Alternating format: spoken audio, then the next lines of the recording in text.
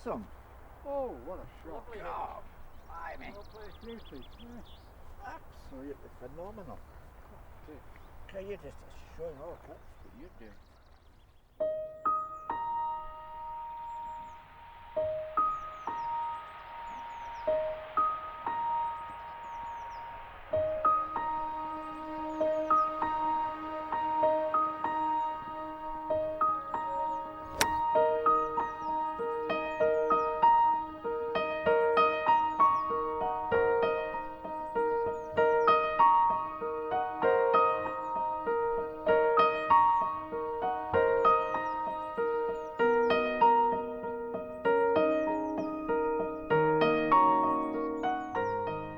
The pleasure that you get from hitting the ball in the right direction and for quite a distance is immense. It's wonderful. It makes you feel like you're a big, strong, macho guy and you can hit that ball out of sight.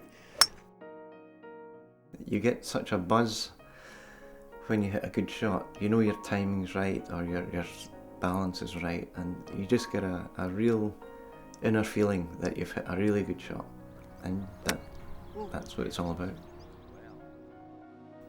I started at the age of 14, when I joined my cousin at a 9-hole golf course, and we played there on a Saturday morning.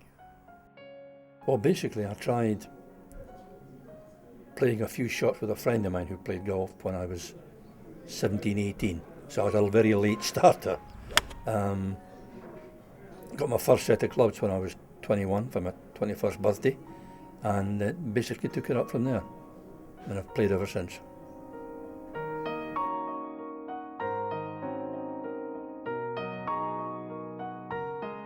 Going to work one morning, I had 30 miles away to drive to work. I knew something was wrong. Everything was crazy. It was like being in the Hall of Mirrors. If you've been in where you look and you wherever you look, you're a different shape. I knew my brain told me that windows were rectangular and doors were rectangular, but they didn't look like that to me. My sight deteriorated rapidly from when I was 50, probably 58 or 59. But I still driving a car, so it couldn't have been as bad as all that. And I continued to drive until the age of 68, when I found on one day that I suddenly couldn't see. So I pulled into the curb and decided that's the end of driving for me. I had 3 strokes inside the period of a month. The last one was the biggest one, and that threw blood clots onto my brain, which controlled the left side of the vision in both eyes and knocked it out. It's just like having a board fastened to the side of your head, which goes forever. There's just nothing. My eye problem is retinitis pigmentosa. I managed to get through school. I was just one of these short-sighted little lads and always had to sit at the front of the class, so I struggled through school, but it wasn't until I was in my late teens that it took a big slide, and when I was about 21 I was really struggling with it.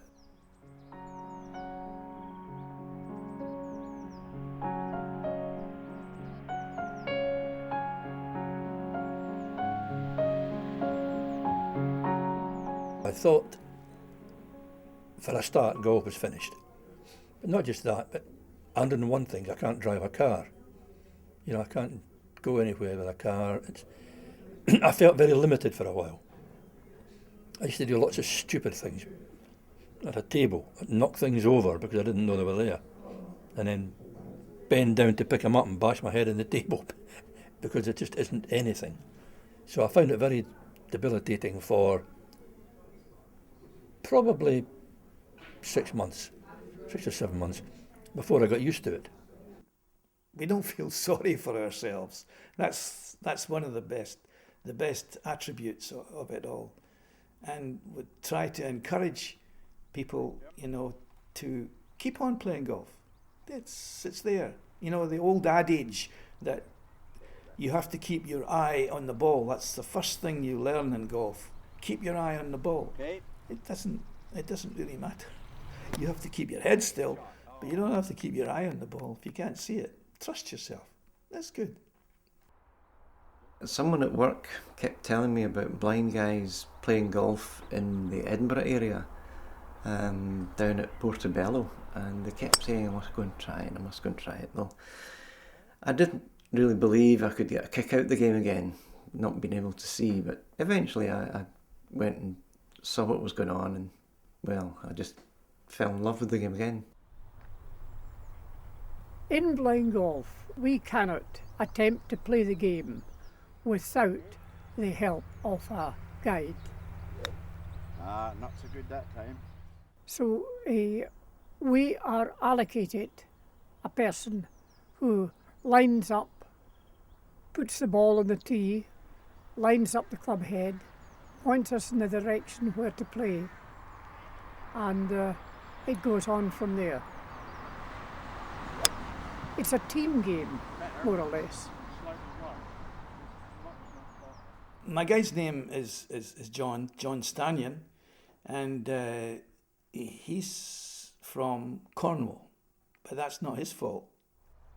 He enjoys golf, and he, I think, enjoys what we do.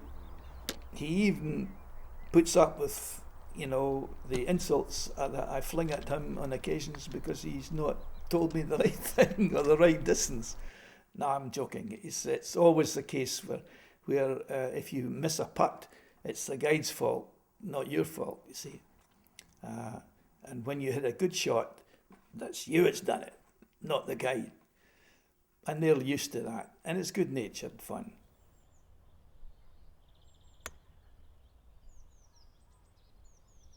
What blind golf did for me on the recovery trail, if you like, was confidence. Because I never thought I'd play again. And then when I found out I could, to a half reasonable standard, that helped the confidence that everything else would come with it. And it did. The Scottish Blind Golf Society makes me get back out into the community. The social side is really good. It rekindles my love of the game of golf, and I've made a lot of friends through it, so it's been a real good big part of my life. What's good about golf, blind golf, the best thing, is the people you meet. There's a hell of a lot of very, very nice people. And of course, with all the 5 districts all holding their own events, and the national competition, you meet these people on a regular basis, and their guides. And just the friendship and enjoyment of being in their company. It's what's good about it. Within blind golf, we've got some wonderful characters.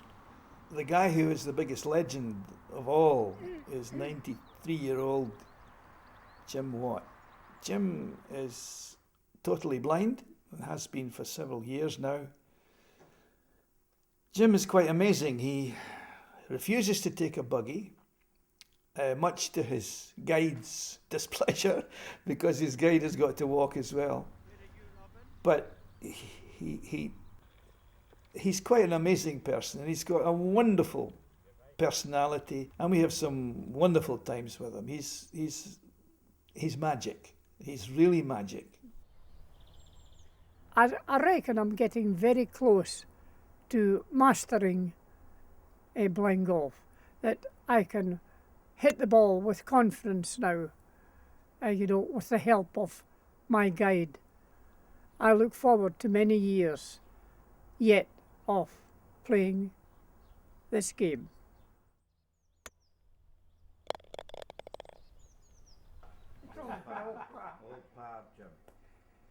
There's no doubt that the best hole, the one that's enjoyed most, is the 19th hole. The 19th hole, of course, is within the walls of the clubhouse, and usually within the walls of the club bar, where you can sit down and you can buy somebody a drink, or they can buy you a drink depending on who won what, and have a grand old natter. They're all gentlemen in golf, really, at heart. They might have some bad language occasionally, but really, a bunch of gentlemen, golfers.